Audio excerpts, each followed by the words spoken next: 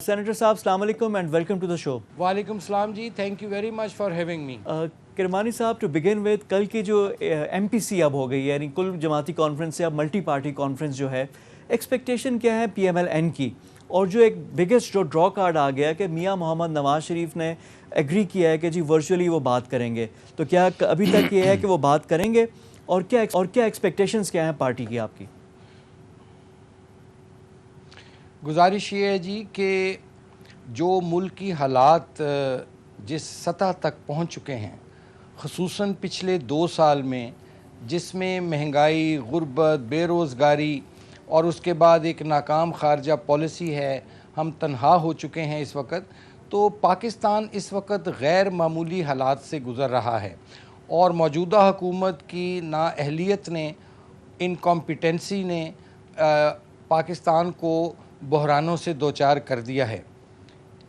इन हालात में जो ये APC है, ये बहुत ही एक इसकी अहमियत बढ़ जाती है और बड़ी अहमियत की हामिल है ये। अच्छा किरमानी साहब, यहाँ पे मेरा सवाल है, जो सर एक छोटा सा सवाल, जी एक छोटा सा सवाल, फिर आप कंटिन्यू करें। आपने कहा इसकी अहमियत बड़ी आ जाती है, लेकिन कुछ अरसे कबल तक मौलाना फजल रहमान अकेले थे, इवन आपकी जमात और पीपल्स पार्टी ये इसमें नहीं था कि होगा ही नहीं, और ये बिल्कुल होगा कि छोटा सा बैठेंगे और हो जाएगा। फिर सेनेट पे जो कुछ हुआ उसके बाद एक्सपेक्टेशन और कम हो गई हैं। लेकिन जो कल बिलावल का कॉल गई मियां साहब की तरफ, मियां नवाज शरीफ की तरफ, और फिर मरियम की भी शमूलियत, और मरियम भी अब पहुंच गई हैं इस्लामाबाद, वो भी अब इसमें होंगी, तो डायनामिक्स चेंज हो गए हैं। तो यकायक क्या ग्राउंड रियलिटी चेंज हुई कि एकदम ये इतनी हाइप हो गई कि एक नॉन स्टार्टर से अब मेजर शो बनता जा रहा है? गुजारिश ये है कि अगर आप मुझे मौका दें बात मुकम्मल करने का तो मैं अर्ज़ करूँ, आपके लिए भी आसानी होगी, मेरे लिए भी। गुजारिश ये है कि मौलाना फजल रहमान साहब जब निकले थे तो उस वक़्त मुस्लिम लीग नून ने उनको फुल्ली सपोर्ट किया था, और उस वक़्त भी जो अंडरस्टैंडिंग यही थी कि हम उनके धरने में शरीक नहीं होंगे, लेकिन हम उनके साथ थे, और उनकी जो उनका जो नुक्ता नज़र था उसके हम साथ थे। और शहबाज साहब ने जाके, आपको याद होगा, मुस्लिम लीग नून के दीगर लीडरशिप के साथ इस्लामाबाद में मौलाना साहब के साथ जाके उनकी उस जलसे में इज़हार यकजहती भी किया था। तो ये सिलसिला तो ज़ाहिर है, सियासत में जो चीज़ें हैं वो हालात और तकाज़े उसके बदलते रहते हैं। अब सूरत हाल ये हो चुकी है कि इस वक्त मुल्क जौन सा है वो मुकम्मल एक केओस की तरफ जा रहा है, एक अनार्की की तरफ बढ़ रहा है मुल्क हमारा। चूँकि ये जो मौजूदा हुकूमत है, इसने पिछले 2 साल में किसी भी एक शोबे में इसने डिलीवर नहीं किया।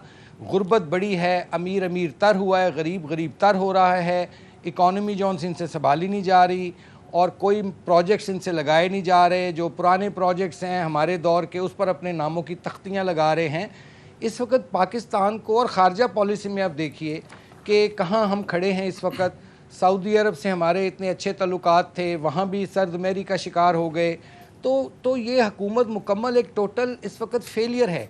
ना ये डोमेस्टिकली डिलीवर कर पा रही है, ना ही ये इंटरनेशनली डिलीवर कर पा रही है। तो इन हालात में बहुत ज़रूरी हो गया था कि जो आवाम की आवाज़ है, पार्टियां जो आवाम में अपना असर रसूख रखती हैं, जिनका रियल वोट बैंक है, कि वो बैठें और ये मल्टीपल एक जो पार्टी कॉन्फ्रेंस है इसमें बैठ के, और मुल्क के बका के लिए आगे एक रोड मैप उनको देना चाहिए कि इस मुल्क को, ताकि हम इन बहरानों से बाहर निकाल सकें, जिसका इस हुकूमत ने, PTI ने मुल्क को एक तबाही के धाने पर, मैं कहूँगा, ला खड़ा किया जी। जहाँ तक आपका सवाल है सर, एक और सवाल भी आगे मरियम बीबी का। जी, मरियम बीबी का मैं अलहदा से अब सवाल आपसे कर लूँगा, लेकिन 2-3 ऑब्जर्वेशन और फिर एक सवाल फिर, कि कल की जो पार्टी से मेजर जो आपकी ऑल पार्टीज कॉन्फ्रेंस है, मल्टी पार्टी कॉन्फ्रेंस है, 1 पॉइंट एजेंडा क्या आप लोग क्या हासिल करके उठेंगे? बैठेंगे, तकरीरें होंगी, लेकिन एजेंडा है क्या? No confidence motion? क्योंकि आप लोगों के पास एक और प्लेटफॉर्म अवेलेबल था सर, सेनेट का और कौमी असम्बली का, वहाँ पे तो नाकामी हुई। हुकूमत को आपने एक तरह से क्लीन चिट आपने दे दी और क्लीन रास्ता दे दिया कि जी वो जो भी कानून साजी है करवा ले।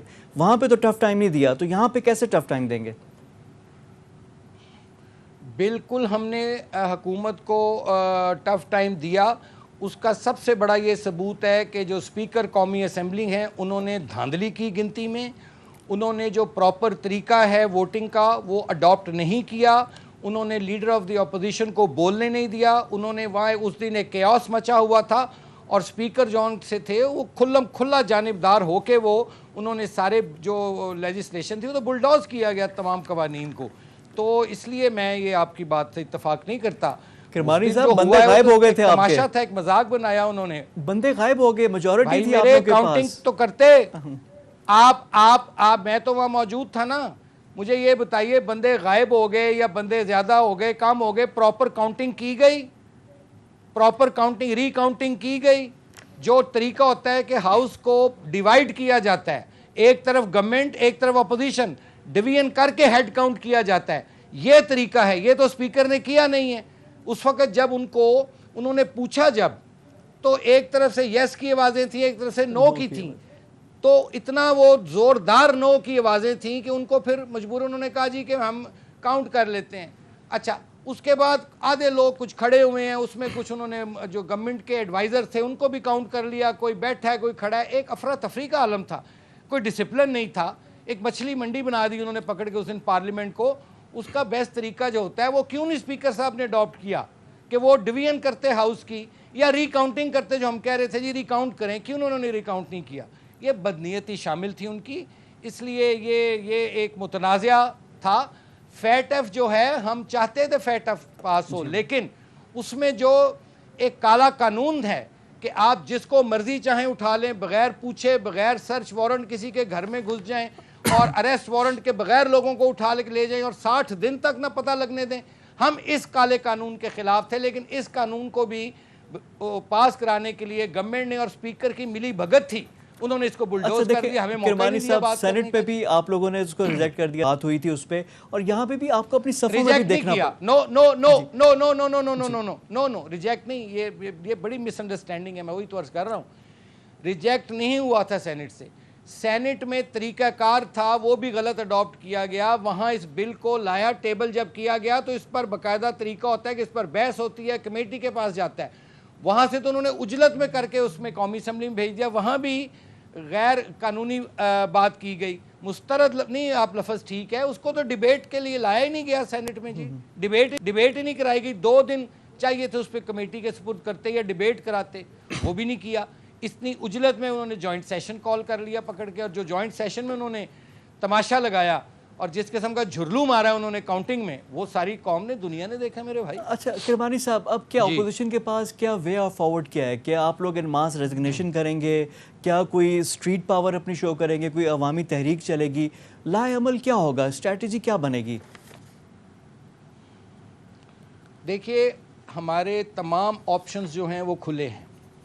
ہم ہر وہ آئینی اور قانونی راستہ اختیار کرنا چاہیں گے، کریں گے، جس سے اس عوام کی 22 کروڑ عوام کی اس حکومت سے جان چھوٹے. ٹھیک ہے جی. اس میں تحریک جو ہے وہ بھی ایک آپشن ہے، تحریک بھی ایک آپشن ہے، باقی بھی آپشن ہیں، پارلیمنٹ کے اندر کے بھی آپشن ہیں. لیکن میں یہ سمجھتا ہوں کہ اگر اس حکومت کو مزید موقع دیا گیا تو پاکستان کا استحکام خطرے میں پڑ جائے گا، اور وہ لوگ جن کی تائید اور حمایت سے یہ حکومت آئی ہے ان کو بھی سوچنا ہوگا کہ ایک طرف پاکستان ہے اور دوسری طرف یہ ایک نالائق حکومت ہے جن سے ملک چل نہیں رہا. اس لیے ان کو بھی سوچنا ہوگا کہ ملک کو کیسے آگے لے کے جانا ہے. اس لیے میں سمجھتا ہوں کہ جو بھی آئینی قانونی طریقہ ذریعہ حربہ ہے وہ استعمال کیا جائے گا. تحریکیں بھی سیاست کا حصہ ہوتی ہیں اور ہر سیاسی کارکن کا پارٹی کا تحریک چلانا ایک حق ہوتا ہے، اور یہ بھی ہمارا آپشن جو ہے اے پی سی میں یہ بھی اوپن ہے. جی